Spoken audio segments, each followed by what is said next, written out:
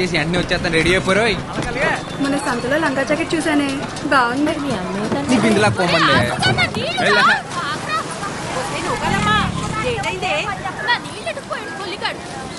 పోవే.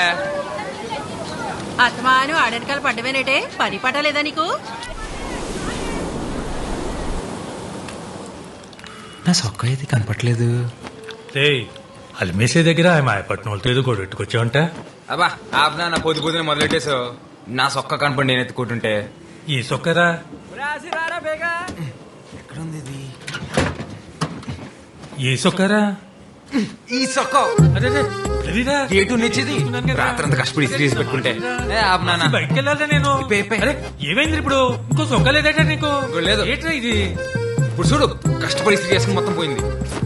అదే ఆచి బయటకెళ్లే ముందు బైబిల్లో వాక్యం చదివించాలా? ఆ బైబిల్ నిండా స్పీడ్ బ్రేకర్లే, నేను చదవలేను. నీకు పలకనచ్చిన వదిలేసి మిగిలింది చదివినిపించరా? అబ్బా నాకు చాలా పని ఉంది అన్న.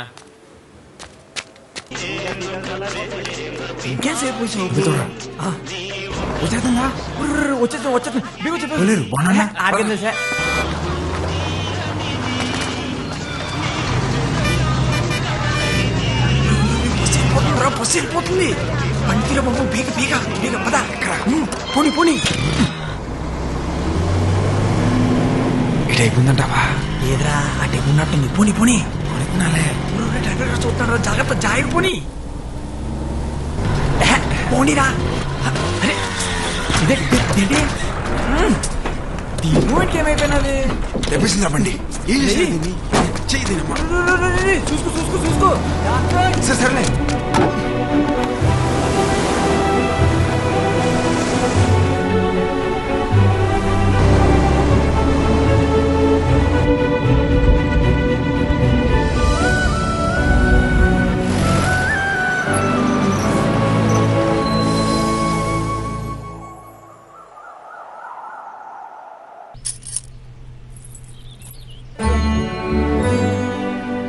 అమ్మా సూపర్ ఉన్నావు తెలుసా?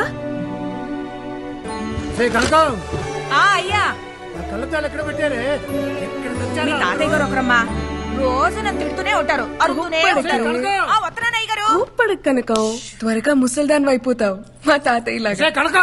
తాత తాత తాత కోప్పడుకు తాత, ఇంకా ముసలాడు అయిపోతావు. అలాగే. ఇలా కూర్చో. నాకు వయసు వచ్చి ముసలోన్నాయనమ్మా, కాపు వచ్చి కాదు. లేదు తాత, నువ్వు వయసు వచ్చిన దానికన్నా ఎక్కువ ముసలాడు అయిపోయావు. 7th క్లాస్ లో మా టీచర్ చెప్పింది, కోప్పడితే ఏవో హార్మోన్స్ మారిపోయి చర్మం ముడతలు పడిపోతుందంట. అంత కోప్పడతావు కాబట్టే నా చిన్నప్పటి నుంచి నువ్వు ముసలాడ్లాగే ఉన్నావు.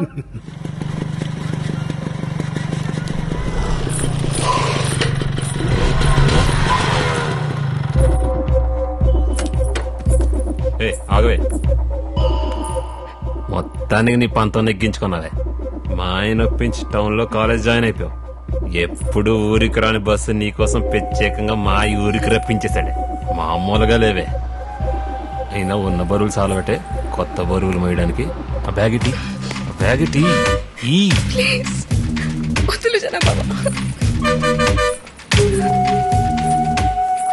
ఏ బేబమ్మా, నూకాలమ్మా, చెప్పండి ఫాదరయ్య గారు. పోయిన వారం దేవుడేం చెప్పాడు? మర్చిపోయిన ఫాదరయ్య గారు. పాదరయ్య గారు ఇవాళ లోకాల మీద పగట్టేసినట్టు రా. నువ్వు మూసుకోరా తాలింపు. అందరూ ఓసారి బైబిల్ తీయండి. ఓలైనా ప్రేమించిన అమ్మాయి బాబు కనపడకుండా తిరుగుతాడు. నువ్వేట్రా బాబా, ప్రేమించిన అమ్మాయికే కనపడకుండా తిరుగుతావు. 10 ఏళ్ళ నుంచి కొండ కింద ప్రేమించేస్తున్నారా బాబా పిల్లని? ఒరే, ఓ పాలి చూసేసిందనుకో, అవును కదా తేల్చేస్తుంది.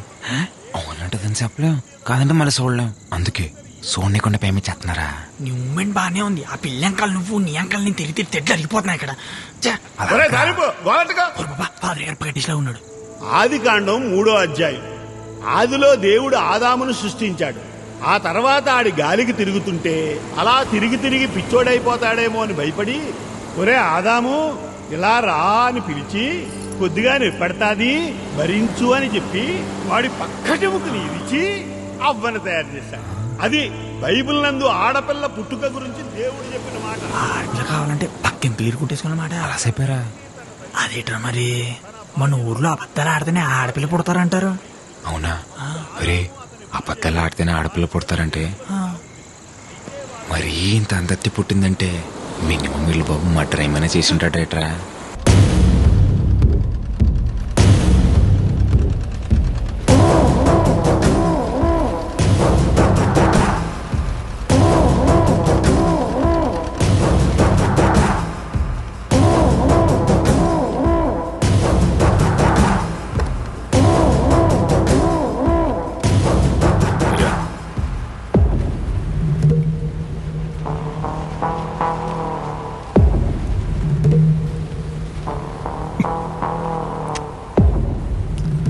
బాగా తీయగా ఉందిరా గోవిందో. అయ్యా పందారు ఎక్కువైపోయినట్టుంది. చూసుకోదయ్యా ఇంకొట్టి తెస్తాను. అవసరం లేదు కానీ గుప్పుడు పందారు అందుకు.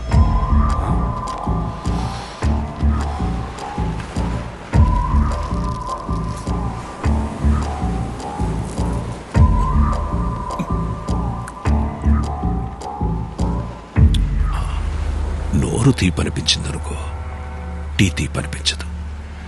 ఏ శానైనా డీల్ చేయాలంటే వ్యవహారం మొత్తం పాడు చేయని అవసరం లేదు. దాంట్లో మనకి నచ్చని గుణాన్ని తీసేస్తే చాలు. ఏటే ఎరా రంపే, ఊళ్ళో జనాల జబ్బులకి చిట్టీలు రాసి రాసి అలవాటైపోయి నువ్వు నీ స్నేహితుడు నా మీద కలెక్టర్కి ఏదో చిట్టీ రాశారంట.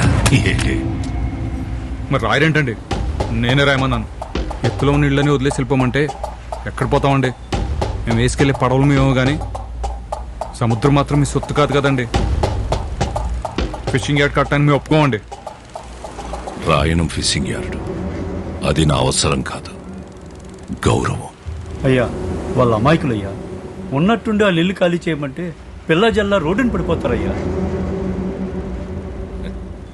వాళ్ళ అమాయకులని ఎవరు చెప్పారా రంపే? అమాయకులైతే సముద్రం నుంచి కొట్టుకొచ్చిన చేపను పట్టుకుంటారు గాని చేపను పట్టుకోవడానికి సముద్రం మధ్యలోకి వెళ్ళారా? నా కంఠంలో ప్రాణం ఉండగా జరగనివనండి. నూరుంది కదా అని పారేసుకుంటే నాలంటోడికి ఏదో ఒక రోజు దొరికెత్తదిరా. అప్పుడొచ్చే మాటని కాదు, అది పుట్టే చోటు నరికెత్తాడు ఈ రాయనం.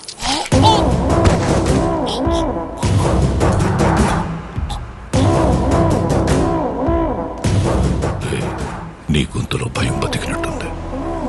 ధైర్యం ఆటోమేటిక్ గా చచ్చిపోయి ఉంటుంది. బతుకుపో.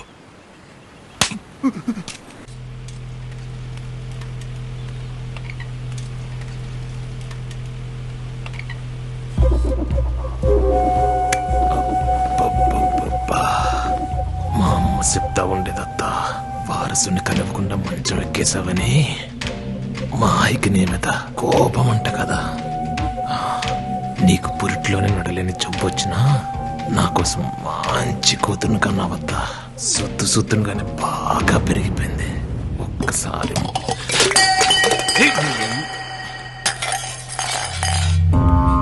అమ్మా ఏమైందమ్మా? ఏమైందమ్మా? ఏమైంది? ఏమైందత్తా? ఏమైంది బేబమ్మా? చెప్పనా? నువ్వు వద్దని చెప్తూనే ఉంటావు, నేను ముట్టుకుంటూనే ఉంటాను. చేతి నానా నానా చూడండి నానా, జనాభా వద్దన్న ముట్టుకుని మాట్లాడుతున్నాడు. ఒక్కసారి కొట్టి చెప్పొచ్చు కదా. అదే లేదు మాయా, పొరపాటున చేయి వెళ్తే దాన్ని కూడా రాదాంతం చేస్తుంది. ముందు నువ్వు కాలేజీకి వెళ్ళు. రండి విఆర్ఓ గారు. ఆడపిల్లక పుట్టడం నా తప్ప అమ్మా. ఆ జనాగాడిని ఎన్నిసార్లు కొట్టి భయం చెప్పమన్నా చెప్పరు పరుగు పోతుందని. అయినా నిన్నే పట్టించుకోలేదులే, నన్ను పట్టించుకోవడానికి.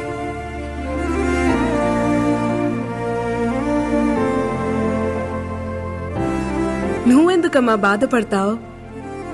ఆణ్ణి నీ మొగుడు కొట్టకపోతే ఏమైంది? రేపు నా మొగుడు వచ్చాక కొట్టిస్తాలే. Corpus spongiosum. This is corpus spongiosum. ఈ బోర్డు మీద ఉన్నది మగాడి వివరణ మాత్రమే, ఇదే నిర్వచనం కాదు. Ramya, why are you laughing? Get up. చెప్పు ఏంటిది? మగతనం మేడం. మగతనం. SIT SIT. Zoology madam philosophy చెప్తుంది అని అనుకోకపోతే I will tell you something. ప్రతి అమ్మాయి జీవితంలోకి ఒక అబ్బాయి వస్తాడు.